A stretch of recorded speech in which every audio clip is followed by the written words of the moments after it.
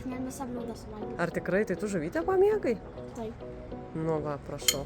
Sakai, kad negali būti iš žuvies skanių receptų ir kad Lietuvoje nėra geros žuvies. Iš tikrųjų, paieškok šaldytos ir tikrai nustepsi, koks skanus patiekalas ir šildantis gali būti. Išbandyk būtinai šį receptą, įsigyk šaldytos žuvies. Aš pirkau šaldytą lašišą bei šaldytas nevirtas krevetės. Jų gausiai reikės šitam troškiniui, nes reikalinga, kad būtų daug baltymų, daug daržovių.